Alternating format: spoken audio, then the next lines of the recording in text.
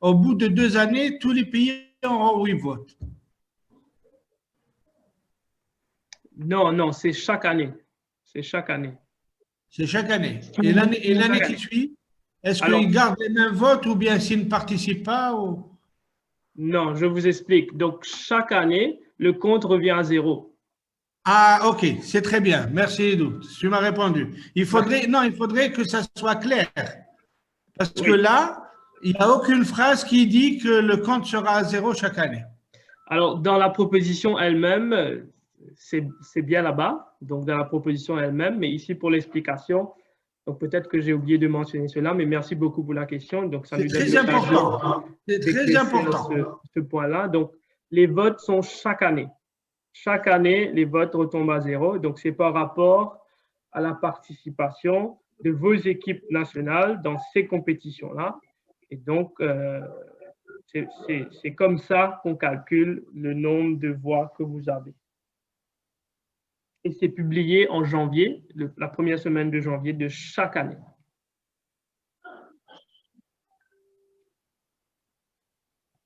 J'ai une question à laisser. Oui, allez-y. OK. Déjà, le président Zemouchi a déjà répondu, a déjà donné une approche de ce que je voulais demander, parce qu'en ce moment, il y a des pays qui ont des votes. Donc, ça veut dire que tous les compteurs sont remis à 0 pour tout le monde pour l'année 2021, à partir de cet instant. Ça, c'est un. La deuxième chose, vous parlez du conseil. Le conseil a décidé, oui, c'est bien. Je veux savoir une chose, M. Saïd. Le conseil, en ce moment, est représenté par les vice-présidents qui sont les présidents de zone. Mais lorsque le conseil siège, et prend des décisions, est-ce que vous nous faites part, il faut d'abord nous faire part pour que nous puissions analyser ces documents et ces décisions que vous devriez prendre lors du conseil. Parce que je prends l'exemple de l'ACNOA, M. Zemouchi connaît aussi très bien. L'ACNOA vient d'établir le plan stratégique 2021 avec 2024, quelque chose comme ça. Là. Ce plan stratégique a été envoyé à toutes les zones. Il y a eu un comité qui a été mis en place pour toutes les zones pour discuter de cet aspect avant que le conseil ne siège et prenne des décisions. Par rapport à la réunion qui vient de s'achever à Addis Abeba. Alors, c'est la même chose, la même suggestion que je souhaiterais faire en ce moment, parce que si le conseil s'est réuni et prend des décisions que, par exemple, nous autres, nous ne sommes pas au courant, on vient découvrir lors d'une réunion, cela fait un problème. Je souhaiterais que désormais, que ceux qui participent, et qui sont des représentants des zones, puissent discuter d'abord en interne avec tous les fédérations de sa zone avant de soumettre une décision finale qui sera discutée au niveau du conseil.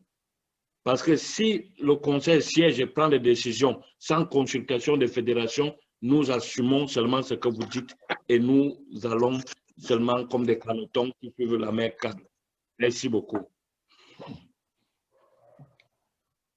Merci, Président. Donc, je vais juste donner quelques éléments de réponse. Donc, malheureusement, le Président n'est pas encore venu, mais je vous donne quelques éléments de réponse. Alors, premièrement, ces propositions donc, que je présente aujourd'hui ont été envoyées depuis décembre de 2019 et aussi en février 2020 et aussi en novembre 2020. Donc, évidemment, le Conseil fait une proposition, ce n'est pas une décision. La décision finale, elle revient à l'Assemblée générale, donc les membres. Aussi, donc, le fonctionnement du Conseil, pour l'instant, donc, quand vous parlez des vice-présidents des zones, pour l'instant, ces personnes vice-présidents des zones ne sont pas élues par les zones elles-mêmes. Donc, c'est le Conseil qui nomme des vice-présidents après les élections de chaque 4 ans. Donc, bien sûr, ces vice-présidents ont la responsabilité de leur zone ou région respective, mais elles ne sont pas élues par ces zones-là, comme c'est le cas à Lac-Noir. Bien sûr, c'est quelque chose qui peut être revu, mais pour l'instant, avec les 45 membres que la BCA a, c'est inclus comme ça dans notre constitution. Et troisièmement, le troisième point, c'est par rapport à votre suggestion. Je pense aussi que c'est très important que toutes les décisions que le Conseil prend en attendant les assemblées générales soient communiquées. Et chaque année, il y a une réunion du Conseil qui se déroule normalement en octobre ou novembre. Et quand il y a des décisions majeures, c'est envoyé par email. Donc, ces décisions-là sont communiquées à tous par email. Donc, si ce sont des décisions majeures par rapport, par exemple, le plan stratégique, qui est un plan défini sur le long terme, donc ces décisions-là, évidemment, il y a des workshops ou des sessions de brainstorming qui sont organisées. Donc là, ça me donne l'opportunité juste de vous informer sur notre plan stratégique à nous. Donc, le plan stratégique de la BCA de 2016 à 2020. Donc, évidemment, ça tire sa fin cette année. Donc, l'année prochaine, en 2021, bien sûr, avec l'aide de toutes les parties prenantes, que ce soit la BWF, mais aussi nos membres et les autres organisations qui travaillent avec nous au niveau de l'Afrique, nous allons travailler sur un plan stratégique de 2021 à 2024. Donc, bien évidemment, dans ce processus, nous comptons faire une session de brainstorming avec les membres durant l'AG de 2021. Donc, merci pour la question. Donc, ça nous donne l'opportunité aussi de vous informer de toutes ces mesures. Mais évidemment, je prends note de ces suggestions que je vais passer au président qui va aussi donc informer le Conseil. Merci, Président, pour l'intervention. Est-ce qu'il y a d'autres personnes qui veulent intervenir?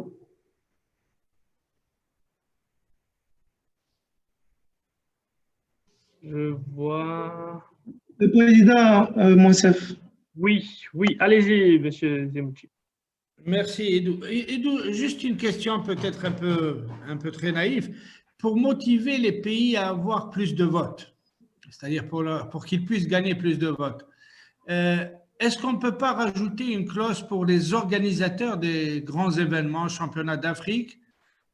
Parce que quand même, les organisateurs, s'ils font des efforts pour bien organiser, pour mettre beaucoup d'efforts, je pense aussi ça peut motiver les pays à mettre un peu plus de leur sien pour organiser s'ils savent qu'ils vont gagner au moins quelque chose dans le nombre de votes, non? Oui, bien sûr, c'est tout à fait possible. Donc, pour l'instant, dans les critères, il y a l'organisation des Open internationales qui est là. Donc, c'est une critère. Si vous organisez un Open de la BWF, donc vous avez un voix. Mais aussi, je pense que c'est tout à fait normal si jamais le pays peut organiser un grand événement, que ce soit les championnats d'Afrique. Je pense que ça aussi, ça peut être discuté.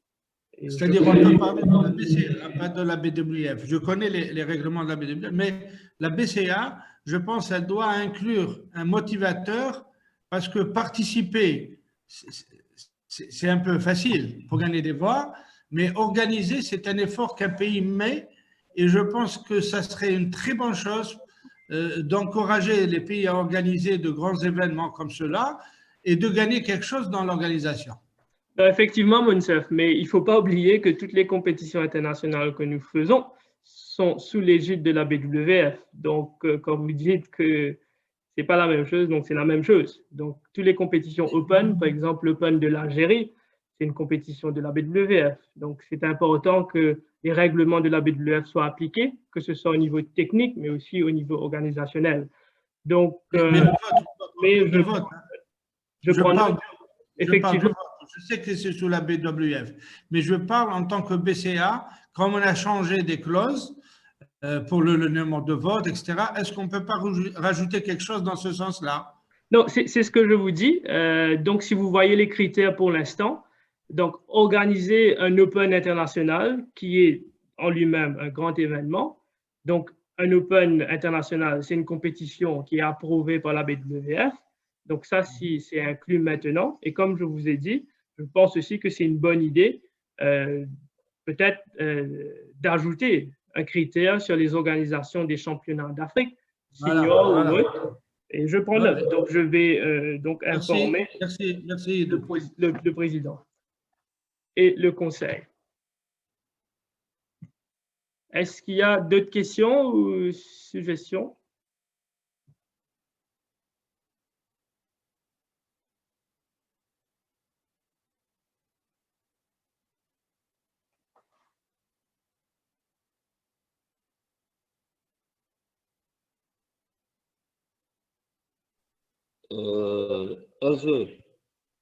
Oui.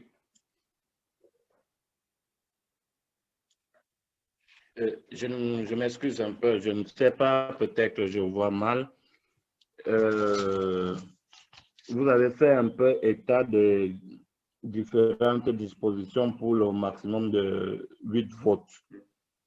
Oui. Et si jamais il n'y a pas de pays qui participe à un événement majeur, ce pays n'a pas de vote lors de l'Assemblée ou quoi? Parce que je ne vois pas, je vois ici vote de souscription de la BWF, 1, 2 ou 3 votes en fonction de la souscription de ces BWF. Expliquez-moi un peu pour mieux comprendre, s'il vous plaît. Je suis un peu perdu par ça. Oui, merci, Président, pour la question. Donc, si un pays ne participe à aucune compétition, donc évidemment, ce pays-là aura un seul vote. Donc, n'oubliez pas que tous les pays payent la souscription de la BWF, donc les $200, donc ils auront un seul voix. Je vois une main levée. Président Odette, vous voulez intervenir?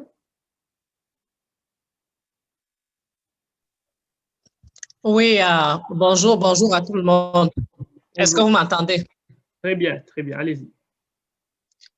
En fait, je voulais intervenir par rapport à ce que Monsef vient de dire tout à l'heure concernant l'organisation des grands événements. Je crois que quand il parle de grands événements, je suppose qu'il parle des championnats d'Afrique. Alors, si c'est le cas, ce que je veux dire, c'est que tous les pays n'ont pas la latitude d'organiser ces championnats d'Afrique. Parce que l'expérience que moi j'ai, c'est que c'est pratiquement les mêmes pays qui les organisent. Pourtant, je crois bien qu'il y a d'autres pays qui souhaiteraient les organiser. À ce moment-là, si l'organisation devrait conférer forcément des voix, pas comme si on organisait les Open comme le SG disait, on devrait laisser la latitude de choisir, peut-être de demander à certains pays sur certains critères s'ils veulent organiser, que ce ne soit pas souvent comme si c'était un bien entendu a priori. C'est cette précision-là que je voulais apporter. Merci.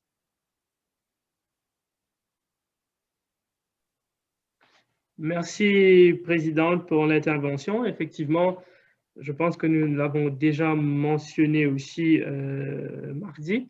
Donc, pour les grandes compétitions, nous avons revu notre cahier de charges qui a été communiqué. Et je pense que le président Aubin l'a aussi mentionné mardi. Et pour les grandes compétitions, les championnats d'Afrique senior ou même les U19 et autres, c'est très important de respecter ces critères organisationnels pour la présentation même de la compétition, parce que ça a un lien direct et indirect au niveau du marketing, au niveau de notre image même. Donc, évidemment, oui et non par rapport au vote. Et c'est important de trouver une juste balance par rapport à... Est-ce qu'il y a d'autres questions?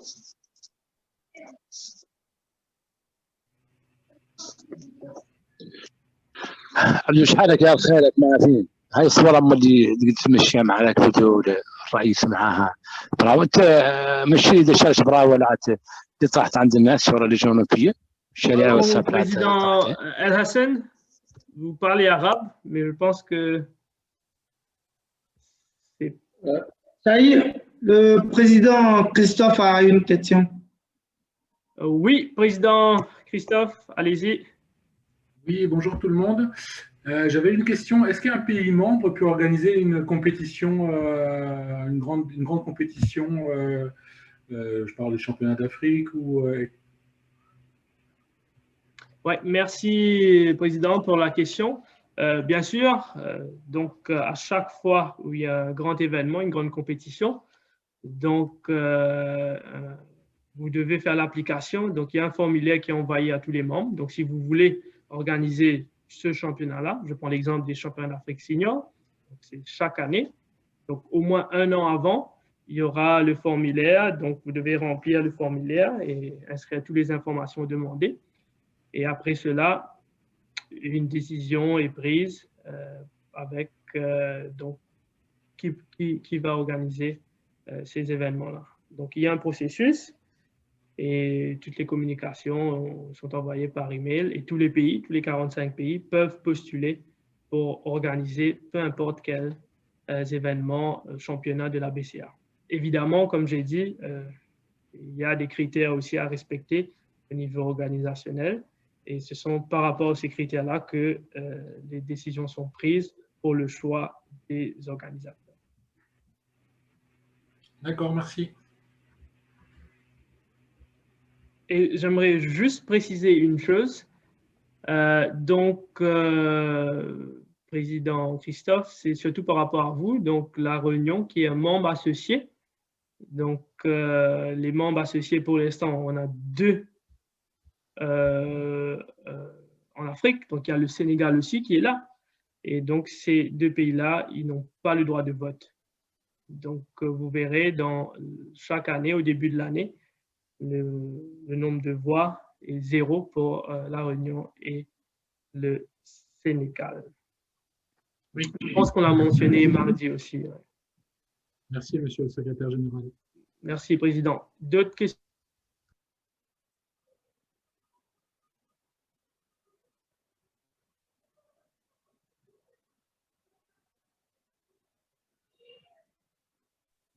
OK, je vois qu'il n'y a pas de questions.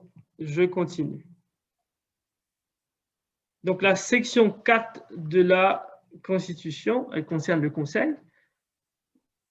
Donc, le Conseil, la structure même du Conseil, donc les élections, les rôles et responsabilités, les procédures et bien évidemment les comités du Conseil. Donc, premièrement, si vous voyez sur l'écran,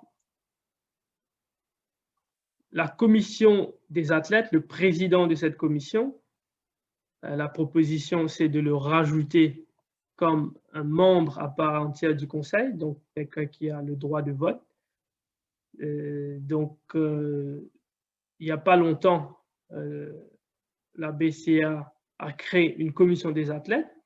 Cette commission qui a été créée en 2019, c'est les athlètes même, donc les joueurs qui élisent 3 athlètes pour faire partie de cette commission. Et ces 3 personnes choisissent un ou une présidente. Et donc, cette personne, depuis l'année dernière, donc en 2019, en septembre 2019, cette personne est cooptée au niveau du Conseil. Cooptée, mais sans droit de vote. Maintenant, la proposition, c'est d'inclure le président de la commission des athlètes au niveau du Conseil avec droit de vote.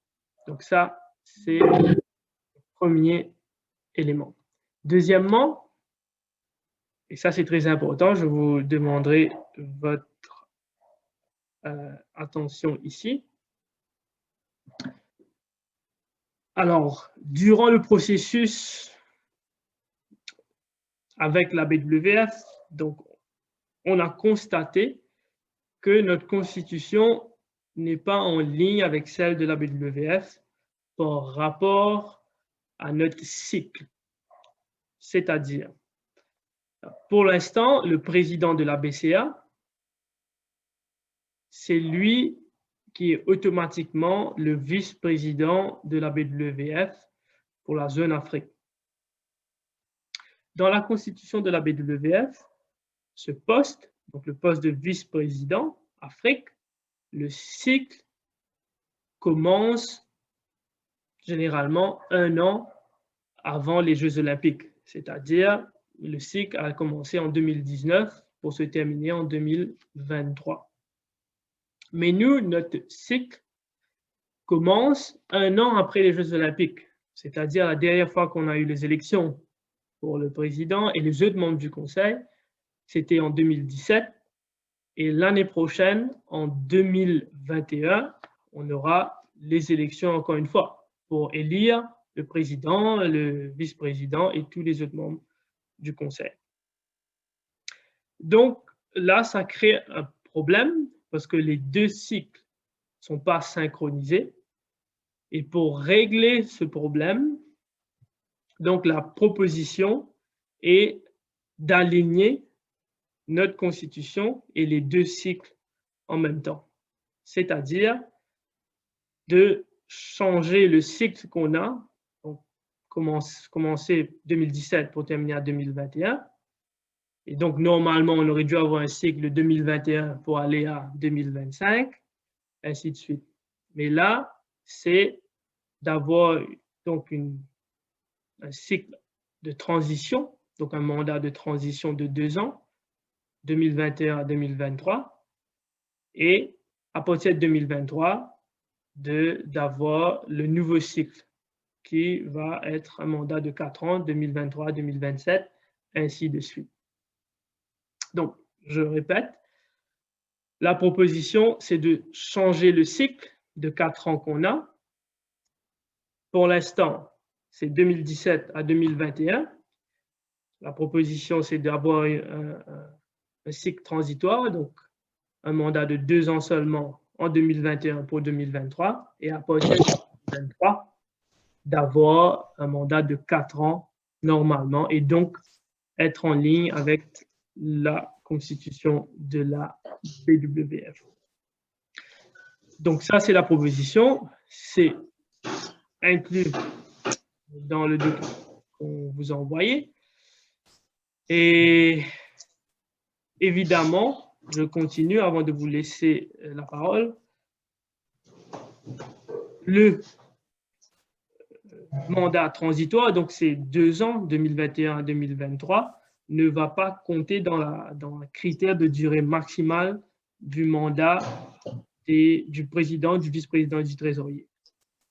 Donc là, si vous vous souviendrez, il y a 2 ans, l'Assemblée générale a approuvé un article qui limite le mandat de ces 3 personnes, le président, le vice-président et le trésorier, de 2 mandats consécutifs. Et là, cette période transitoire, évidemment, ne va pas compter par rapport à ces mandats maximum que ces 3 personnes peuvent avoir. Et dernièrement, en ce qui concerne la liste des candidats pour les élections, au lieu d'être publiée 3 semaines avant l'AG élective, elle sera publiée 6 semaines avant. Donc ça, ce n'est pas un gros changement. Voilà, donc j'attends vos questions ou éclaircissements par rapport à ça. Allez-y.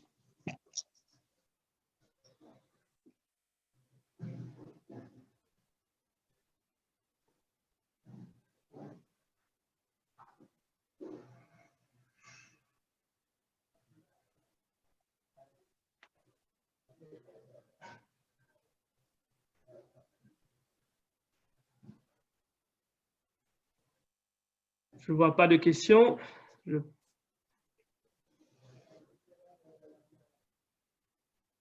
Pas de messages non plus. Donc, n'hésitez pas si vous avez des doutes, il y a quoi que ce soit. Sinon, je continue.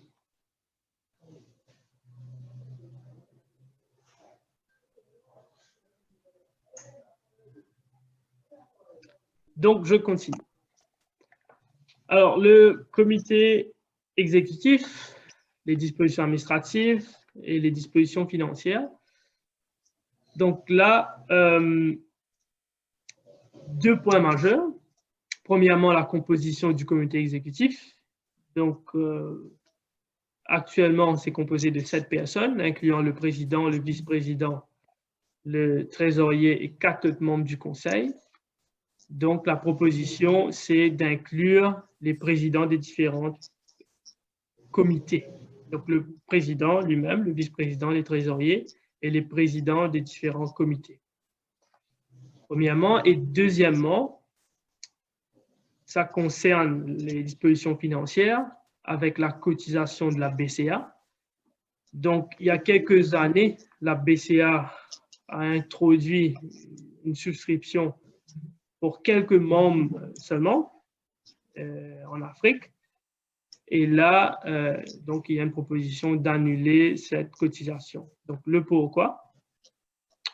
Parce que tout simplement, comme je vous ai dit au début, une des règles d'adhésion à la BCA, c'est que les pays doivent avant tout être membres de la BWF et donc automatiquement, ils sont membres de la BCA. Et aussi, les pays payent directement une cotisation à la BWF. Et donc, s'ils sont en règle avec la BWF, donc automatiquement, ils sont en règle avec la BCA. Donc ça, c'est une clause qui a été inclue dans tous les autres constitutions des 5 autres continents. Donc c'est constant au niveau de la BWF et aussi des autres continents. C'est aussi plus clair et plus simple au niveau de savoir qui sont les membres qui sont en règle ou d'autres qui ne sont pas en règle. Donc, voilà pour cette section. Si vous avez des questions maintenant, allez-y.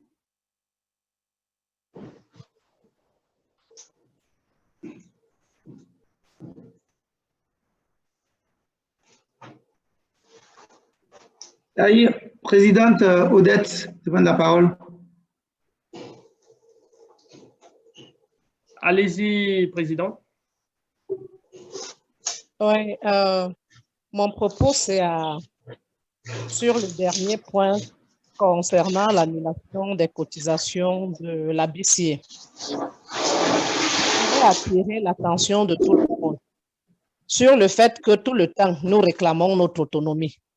C'est-à-dire, quand ça nous arrange, non, on ne va pas s'arrimer à la BWF. Quand ça ne nous arrange pas, on s'arrime à la BWF.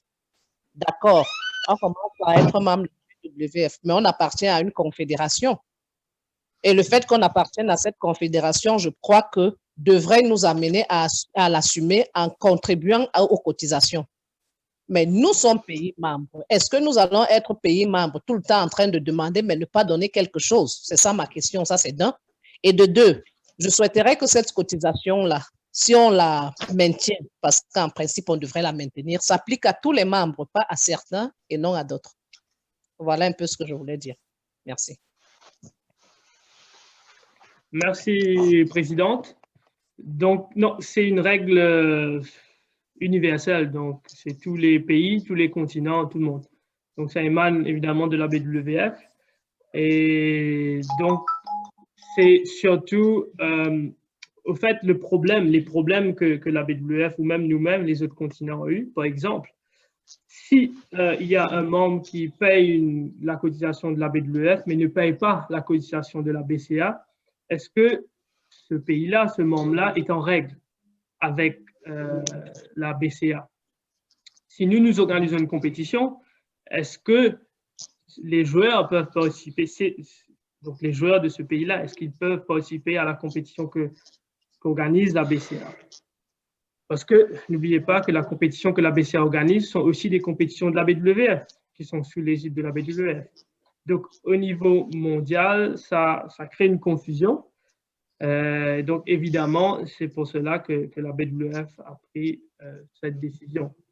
Mais je pense que si vous avez des questions, etc., je vais prendre note de ça et durant la prochaine réunion avec la BWF, on pourra attirer leur attention. Mais c'est important aussi de savoir que dans la pratique, même au niveau de la BCA, durant les AG qu'on a eu précédemment, ça crée aussi des confusions avec nos pays membres. Il y a des pays membres qui ont payé la souscription de la BWF, mais qui pensent payer la souscription de la BCA, mais au moment d'aller dans l'AG de la BCA, ils se rendent compte qu'ils n'ont pas payé la souscription de la BCA. Donc, il y a plusieurs exemples comme ça. Donc, il y a eu pas mal de confusion. Mais en général, ce sont les raisons pourquoi la BWF a préféré avoir une seule souscription au niveau universel. Le président Rodriguez demande la parole pour une contribution. Allez-y, président. Merci. Je veux m'aligner un peu sur la même proposition que la présidente Odette. Oui, c'est important. C'est vrai que vous venez de dire que c'est une obligation de la BWF, mais c'est important que toutes les associations, toutes les fédérations sportives qui composent la BCA puissent apporter une cotisation à la BCA. Quitte à nous de changer le nom, que ça ne soit plus comme ils peuvent appeler cotisation, mais que nous contribuons. Parce que si nous participons à cette contribution, cela va aussi aider d'autres pays qui veulent développer le badminton. Parce qu'en ce jour, nous avons reçu les grants de la BWF. Et si maintenant la BCA, j'ai besoin d'un matériel de la BCA, la BCA ne pourra pas me donner le matériel parce qu'il n'a pas le fonds qui est alloué par rapport à cela. Mais par contre, si nous avons une cotisation annuelle qui est susceptible d'apporter de l'aide pour le développement du badminton, je pense que cela serait aussi une probabilité pour nous de travailler, pas tout le temps avoir recours à la BWF pour nous soutenir. Tel est le cas, par exemple, au niveau de la zone 4 de l'Arnois, donc je m'écris aussi un peu mieux. Il y a une cotisation de $1000 par chaque CNO qui compose la zone. Cela est important pour apporter des appuis à certains CNO qui veulent organiser, qui ont des organisations, des événements. Par exemple, le Cameroun organise souvent les Dixiac. Donc, cette contribution peut aider le Cameroun dans l'organisation de ces Dixiac. C'est la même chose que nous pouvons aussi trouver, mais en changeant de nom, que ce ne soit pas cotisation pour faire un peu une confusion avec la BWF. Mais il faudrait que chaque fédération africaine puisse cotiser au niveau de la BCA. Ça, c'est ma contribution.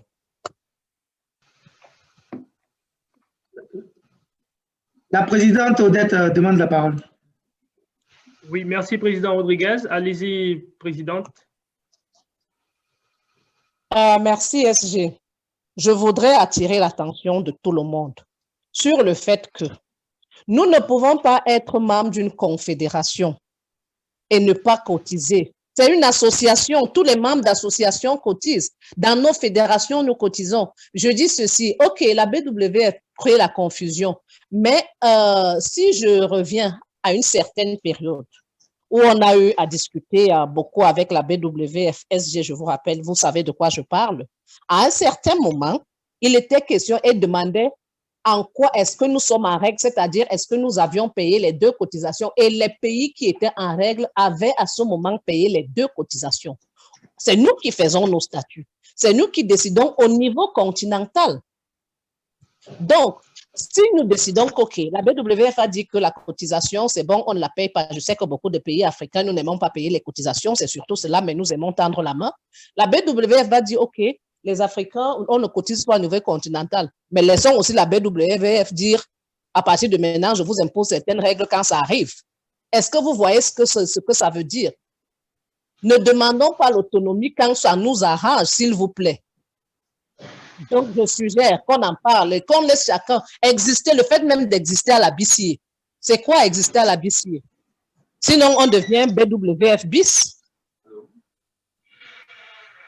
Merci. Merci, Présidente. Non, je suis tout à fait d'accord avec vous parce que c'est une des critères d'adhésion. Donc, c'est aussi avoir un sens d'appartenance à l'organisation. Et aussi par rapport aux commentaires du président Rodriguez, peut-être même au lieu d'une souscription, c'est d'avoir un frais administratif ou quelque chose comme ça. Ça dépend un peu du terme choisi.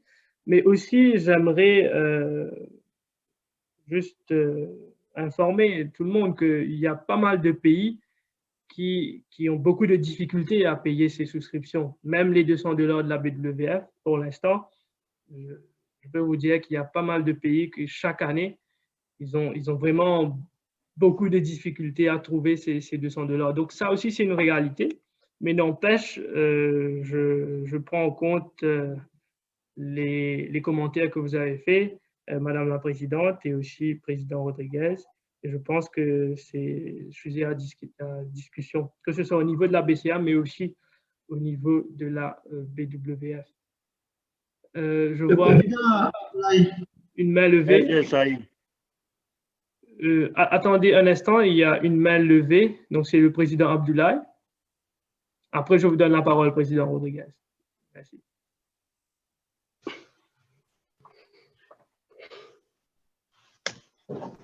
Bonsoir, Audience. Bonjour tout le monde. Oui, allez-y. Donc voilà, en fait, j'aimerais réagir par rapport en fait, au point, par rapport à la subscription. Enfin, moi, je pense que l'idéal serait, comme l'a dit en fait la présidente Odette, l'idéal serait qu'on puisse quand même contribuer. Toute association, quand on adhère, la première des choses, c'est la contribution. Mais, et je dis bien en fait, c'est-à-dire la BCA est liée en fait, c'est-à-dire dès à la base. On a bien dit que l'affiliation, c'est-à-dire à la Fédération internationale, donne de facto l'affiliation à la BCA. Donc, il faut dissocier les choses si vous voulez amener les gens à contribuer. Et comme Sahir l'a dit, moi je pense que nous devons ici être réalistes. Nous devons être très réalistes. Aujourd'hui, comment ça se passe même avec les $200 qu'on nous demande au niveau de la Fédération internationale? Nous l'avions dit la dernière fois à la réunion que nous avons beaucoup de possibilités d'exploiter quand même d'autres voies pour faire des entrées telles que la communication et le marketing. Nous avons des sponsors sur lesquels peut-être nous devons mettre l'accent, mais nous devons éviter de nous mettre la corde au cou. Moi, c'est ce que je pense. Hein. Il est bon, moi-même, c'est ça l'idéal, le fait de contribuer. Mais je pense qu'on ne peut pas être plus royaliste que le roi et on est obligé de s'en tenir aux faits pour le moment. Moi, je pense que les idées que nous devrons donner et les idées que nous sommes censés ici donner devront être dans le sens à alléger la tâche aux associations que nous sommes, qui font déjà beaucoup d'efforts au niveau national. Pour la plupart, qui n'ont même pas un soutien de leurs États. Donc, sincèrement, c'est dans ce sens que j'aimerais intervenir et je pense que ça doit être le cas pour beaucoup de pays africains. Je vous remercie. Merci, Président, pour votre intervention. Le Président Rodriguez, vous vouliez intervenir?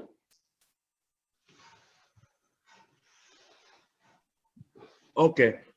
LG, vous venez de dire quelque chose un peu de très pertinent et vous avez dit qu'il y a des associations, dont des fédérations, qui n'arrivent même pas à payer les $200. Moi, je vais vous dire, notre association, elle a commencé, elle n'avait pas ces moyens de payer les $200. C'est grâce à la Fédération camerounaise de badminton que nous avons pu commencer à payer nos adhésions à la BWF.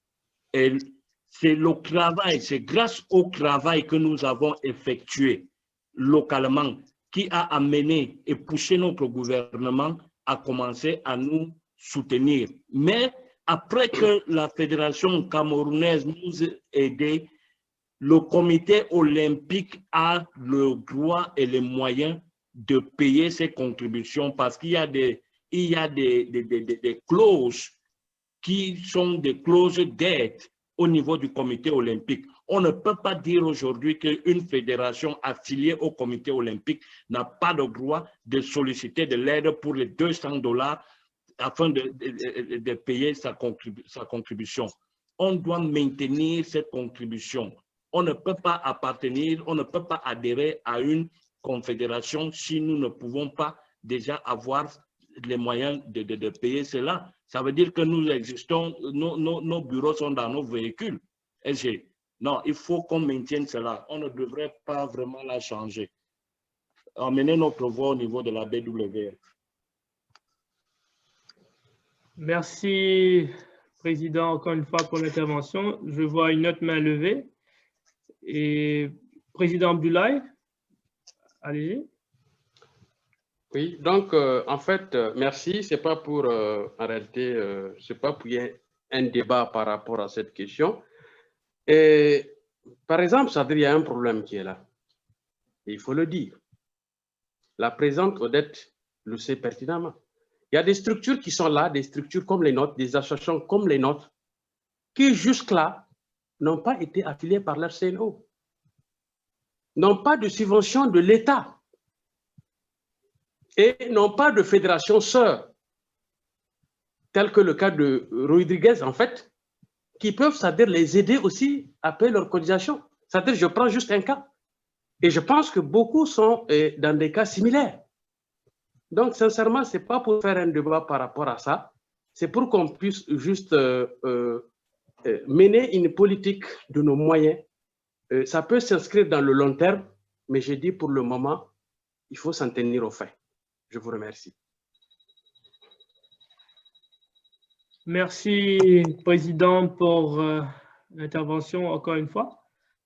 Et je vois le Président Tico. Oui, allez-y, Président. Allô, merci, Saïd. En fait, je vais aussi intervenir sur le point. Je pense que le président Hassan, comme il a déjà dit,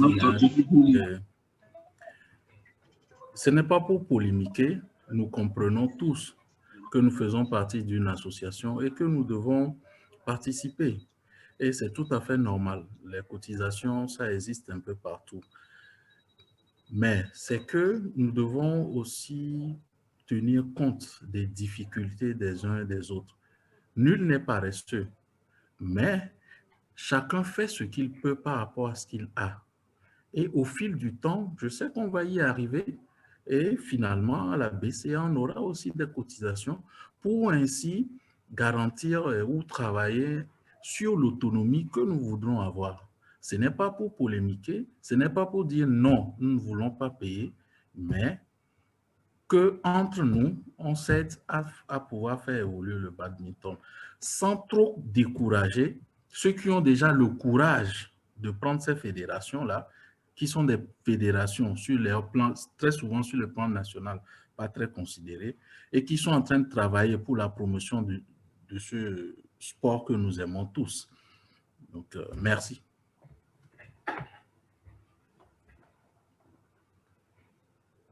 Merci, Président Tico du Togo, pour l'intervention.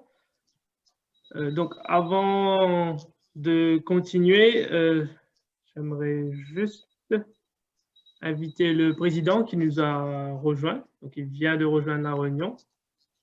Donc, Monsieur le Président, si vous êtes là, juste quelques mots avant qu'on continue. Oui, merci beaucoup, Saïd, de m'avoir accepté quand même, malgré le petit retard.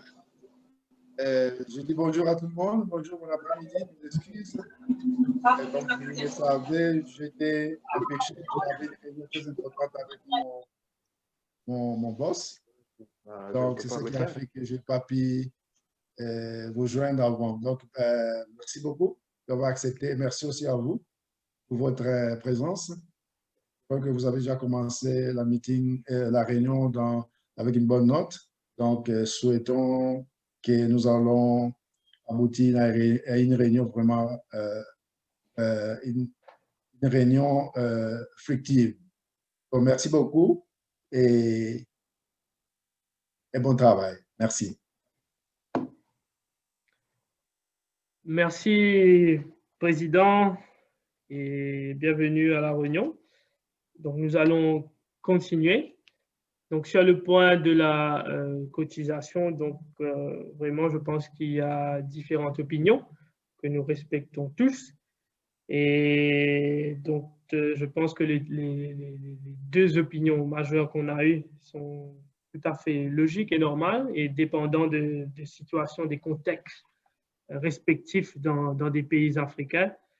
Je pense que c'est normal d'avoir des différentes vues, des différentes opinions par rapport à ça. Mais donc, je prends note de toutes les opinions, les suggestions, et je vais passer tout ça au Conseil et donc le président qui est déjà là.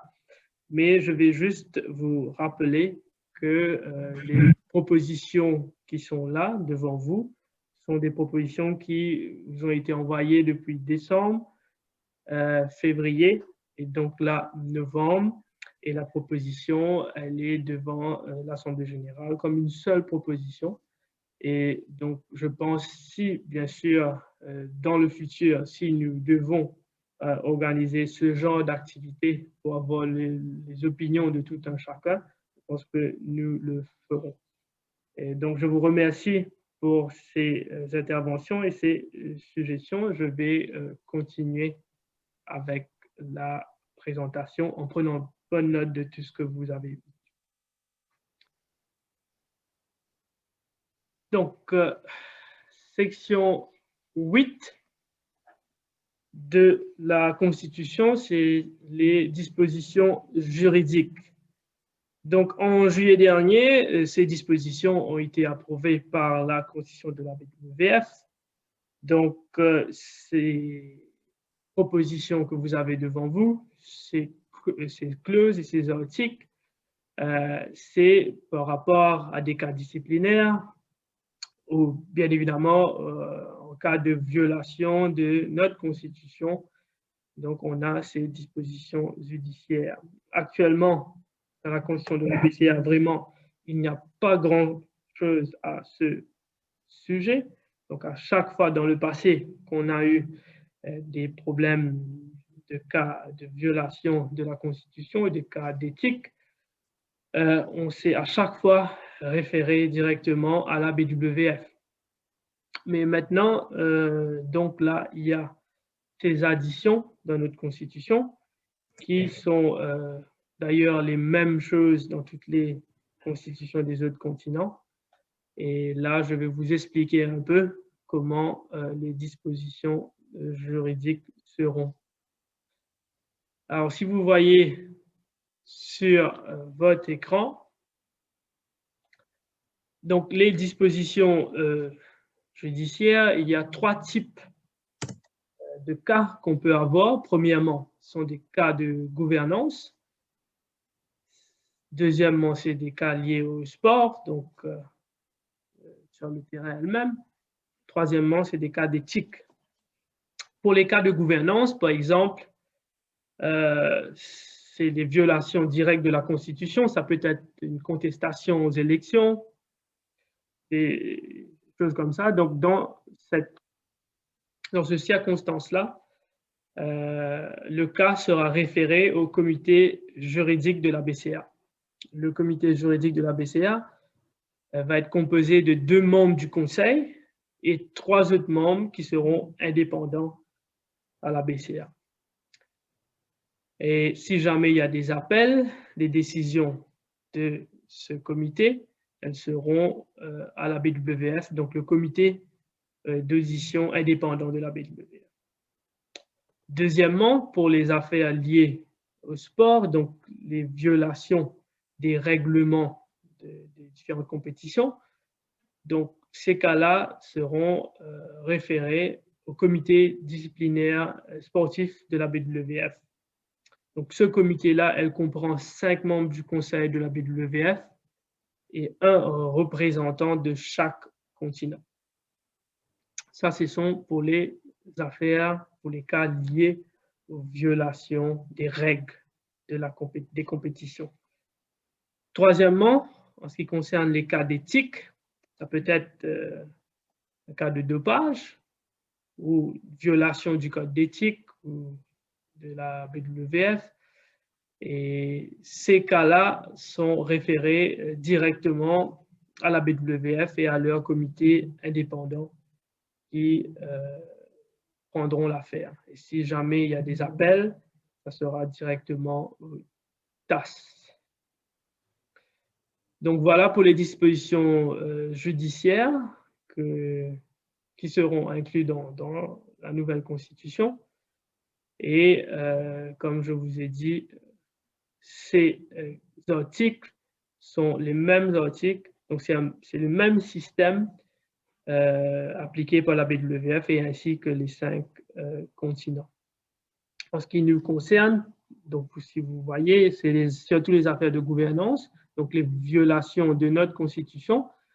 Et à ce moment-là, il y aura un comité juridique qui sera mis en place par le conseil et il sera incluant dedans, dans ce comité, sera inclus 2 membres du conseil et 3 personnes indépendantes. Donc, qui n'ont rien à voir avec le badminton en Afrique. Donc, voilà pour les dispositions judiciaires. Si vous avez des questions,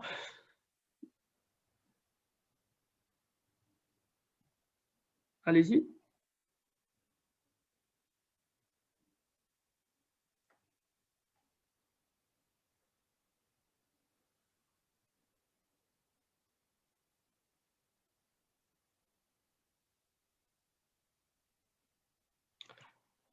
Donc, je ne vois pas de questions. Je pense que c'est assez clair. Et comme je vous ai dit plus tôt, c'est une addition dans notre Constitution. Donc, ça reprend aussi justement ces dispositions judiciaires de la BWF qui a été approuvée en juillet de 2020. Donc, je continue. On est presque à la fin. Donc, section 9 de la Constitution sont les dispositions finales, c'est-à-dire la modification de la Constitution, comment elle sera faite. Et donc là, il n'y aura pas de grands changements, c'est-à-dire une majorité de 2 tiers pour modifier les clauses de la Constitution. Et évidemment, en dernier lieu, c'est la dissolution qui n'a pas changé. Donc, je ne pense pas qu'il y a des questions, mais si jamais vous avez des questions sur la section 9, n'hésitez pas. Et vraiment, il n'y a pas de grand changement ici.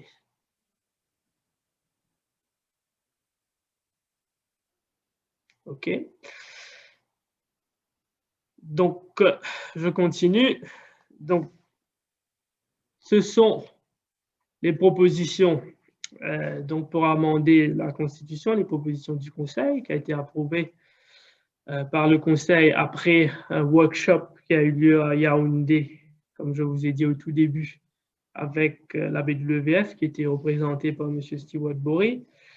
Et après ça, il y a eu quelques amendements, après le feedback de quelques membres. Et donc, voilà, aujourd'hui, on vous a présenté ces amendements. Donc, j'espère que maintenant, vous comprenez un peu plus et ces amendements, ces propositions. Mais si jamais, après cette présentation, vous avez des questions, donc n'hésitez pas à nous les envoyer par email. Maintenant, cette proposition est à l'agenda de notre Assemblée générale. Donc, c'est l'item numéro 5 sur l'agenda. Et vous, les membres, les délégués qui voteront, devront voter pour cette proposition. Donc, pour que la proposition passe et soit approuvée, elle devra avoir une majorité de 2 tiers. c'est-à-dire 67%. Donc, voilà. Est-ce qu'il y a des questions avant que je procède aux étapes suivantes? Des questions ou des éclaircissements, ou si vous voulez intervenir, n'hésitez pas sur tout ce qu'on a présenté, quelque chose que vous avez raté, ou bien si vous avez des questions maintenant sur les différentes sections.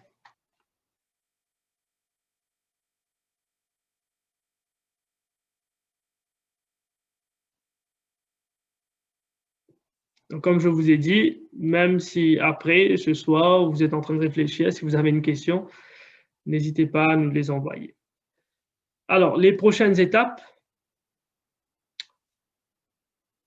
après cette réunion d'aujourd'hui, donc on termine les réunions préparatoires qui a débuté, je vous rappelle, lundi avec les anglophones. Donc, mardi, on a eu la première réunion francophone. Hier, on a eu la même réunion pour les pays anglophones. Et aujourd'hui, on termine avec vous, les pays francophones. Donc, la prochaine étape maintenant sera le vendredi 18 décembre, et qui est donc la date limite pour que vous soumettez le formulaire de nomination des délégués.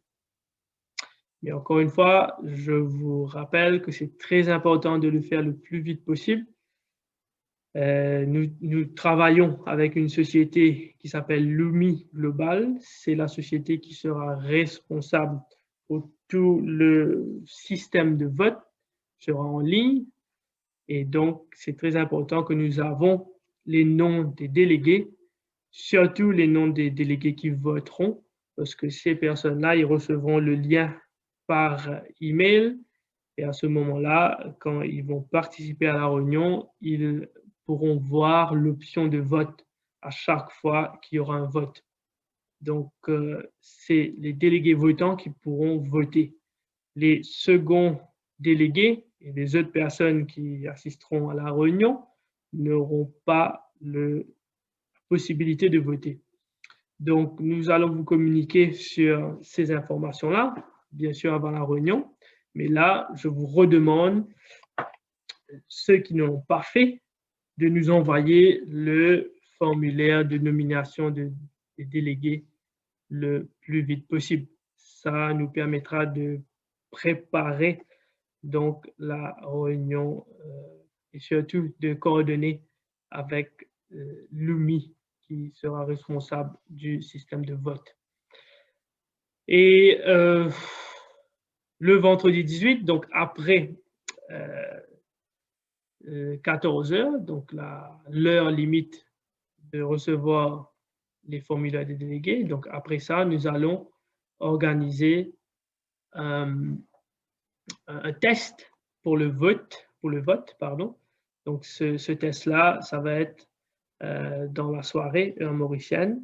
Donc bien sûr, ça dépend des informations dans le formulaire de délégués. Donc c'est pour ça que je vous dis le plus vite possible que vous soumettez ce formulaire, nous pourrons vous informer de l'heure exacte de cette réunion pour le test vote.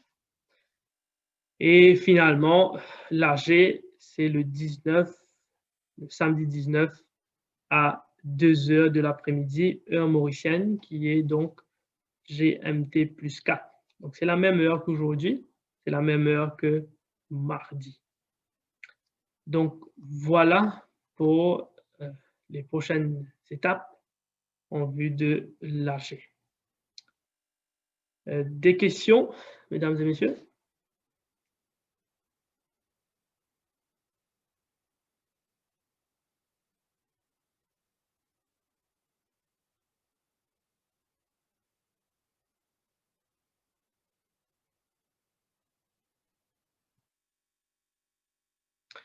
Donc, je vois qu'il n'y a pas de questions.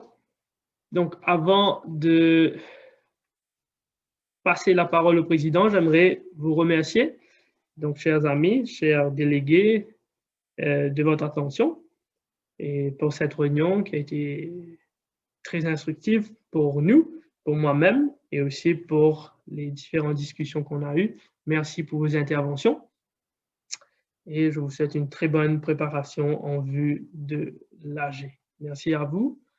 Et Président, je vous passe la parole pour quelques mots.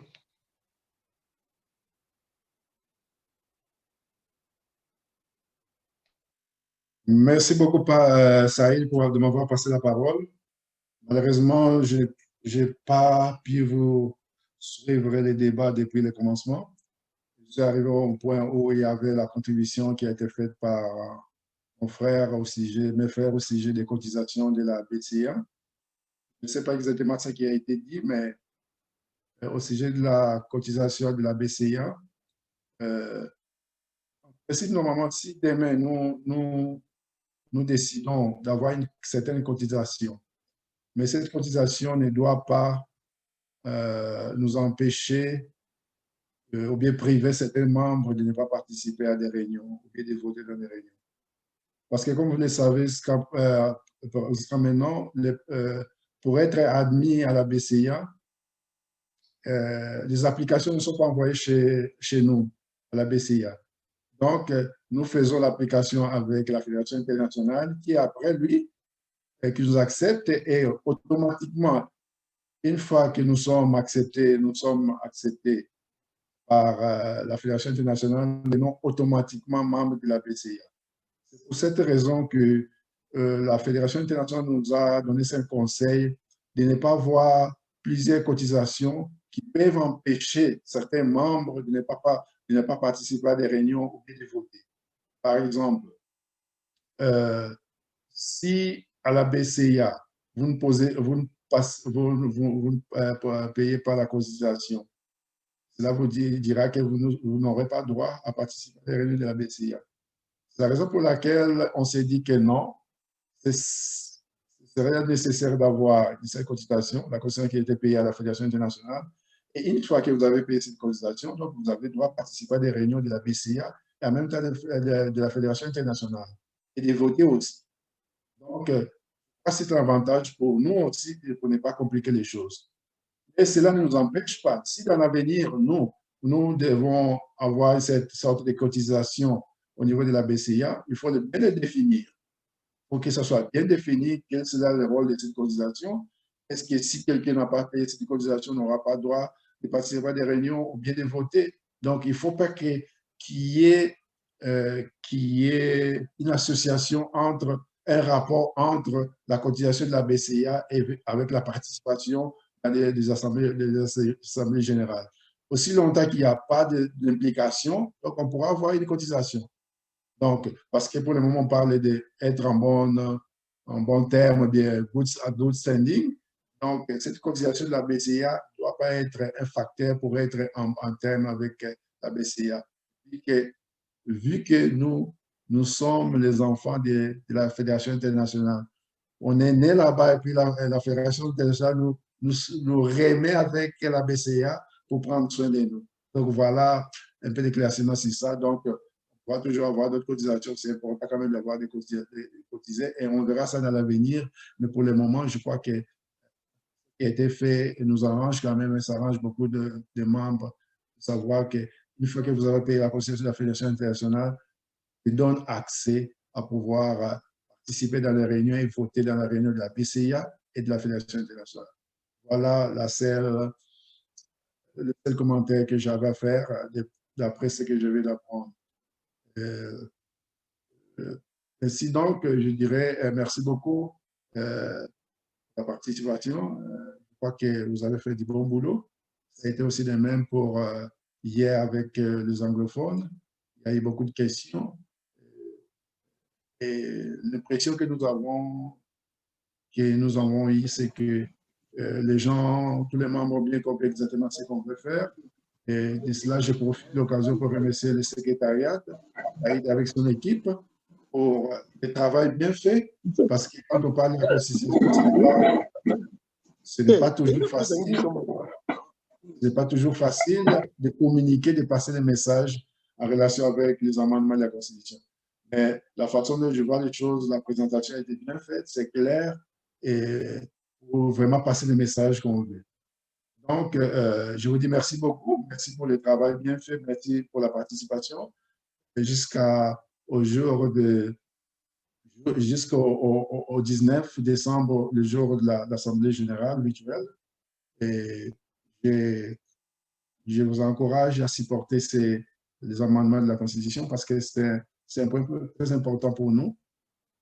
Je crois que le secrétaire général vous a déjà informé, c'est un travail qui s'est fait pour tous les 5 continents, ce n'est pas juste en Afrique, donc pour harmoniser la Constitution de la Fédération internationale à celle non. Donc, je vous encourage à voter massivement en faveur de ces amendements pour le bien-être de notre organisation.